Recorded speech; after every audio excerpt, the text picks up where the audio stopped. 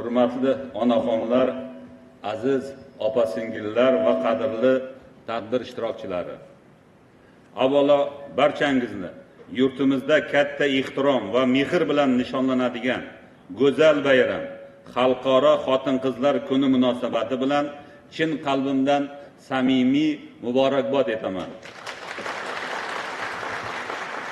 Ayol hayot davomchisi, oila tayanchi, jamiyat ma'naviyati va barqarorligining mustahkam ustunidir. Ona mehri, ayol zakovati va sabr toqati tufayli har bir xonadonda mehr oqibat, tarbiya va baraka qaror topadi. Shu bois ayollarni qadrlash va ularni har tomonlama qo'llab-quvvatlash davlat siyosatining ustuvor yo'nalishlarining biriga aylangan. Bugun mamlakatimizda xotin-qizlarning huquq va manfaatlarini ta'minlash, ularning jamiyatdagi o'rni va nufuzini yanada mustahkamlash, munosib mehnat qilishi va farovon hayot kechirishi uchun barcha imkoniyat va sharoitlar yaratilmoqda. Xotin-qizlarning ta'lim olishi, kasb-hunar egallashi, tadbirkorlik bilan shug'ullanishi va bandligini ta'minlashga qaratilgan keng ko'lamli islohotlar amalga oshirilmoqda. Eng muhimi, bugungi kunda ayollarning davlat va jamiyat boshqaruvidagi o'rni va roli tobora ortib bormoqda. Xotin-qizlarimiz parlament, mahalliy kengashlar faoliyatida, davlat boshqaruvi organlarida, ta'lim, tibbiyot, iqtisodiyot, tadbirkorlik va jamoatchilik sohalarida faol ishtirok etishmoqda. Ular nafaqat turli sohalarda samarali mehnat qilib, balki rahbarlik lavozimlarida ishlab, yurtimiz taraqqiyotiga munosib hissa qo'shib kelmoqdalar. Azizlar, sirdaryolik ayollar azaldan mehnat sevarligi, matonati va bag'ri kengligi bilan ajralib kelgan. Mirzacho'l zaminining tabiati oson bo'lmaganligi bois bu yerda yashaydigan insonlar, ayniqsa ayollarimiz mehnatga chidamli, sabrli va hayotga mas'uliyat bilan yondashadigan shaxslar sifatida shakllangan. Sirdaryolik ayollar nafaqat xonadonda oila fayzini saqlab, farzand tarbiyasi bilan shug'ullanadi, balki ishlab chiqarishda, tadbirkorlikda va jamiyat hayotining turli sohalarida ham fidokorona mehnat qilib kelmoqda. Ularning mehnat sevarligi, kamtarligi, birdamligi va mahalladagi totuvlikni saqlashdagi faolligi alohida e'tiborga sazovordir. Bugun viloyatimizda ko'plab tadbirkor ayollar, fidoyi o'qituvchi va shifokorlar, hunarmand va fermer ayollar yurtimiz taraqqiyotiga munosib hissa qo'shib kelmoqdalar.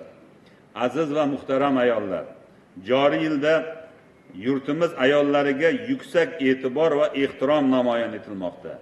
Davlatimiz rahbari tomonidan 3-mart kuni O'zbekistonda ayollar va bolalar huquqlarini ishonchli ta'minlash, ularni har qanday tayziq va zo'ravonlikdan himoya qilish, erta nikoh holatlarining oldini olish hamda sog'lom va mustahkam oila muhitini shakllantirishga qaratilgan alohida qaror qabul qildilar.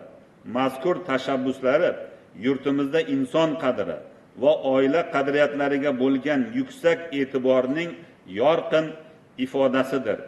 Bu kabi muhim qarorlar jamiyatda adolat, mehr oqibat va o'zaro hurmat tamoyillarini mustahkamlab, yoshlarimizning ongli hayot yo'lini tanlashiga, ayollar va bolalarning huquq hamda manfaatlarini yanada ishonchli himoya qilishga xizmat qilishga shubhasiz. 8-mart Xalqaro xotin-qizlar kuni munosabati bilan mamlakatimizda bir qator tashabbuskor yoshlar hamda fidoyi va mehnatkash ayollar davlat mukofotlari bilan taqdirlandi. Quvonarlisi, bu mukofot sohibalari orasida viloyatimizdan 5 nafari, shundan 2 nafar Zulfiya nomidagi davlat mukofoti olgan vakillarimiz ham bor. Bu yuksak e'tirof albatta sirdaryolik ayollarning mehnatsevarligi, fidoyiligi va yurtimiz taraqqiyotiga qo'shayotgan munosib hissasining yana bir bor e'tirofidir. Ushbu yuksak mukofotlariga munosib ko'rilgan barcha munis ayollarimiz va dilbar qizlarimizni viloyatimiz faollari va keng jamoatchilik nomidan samimiy tabriklayman.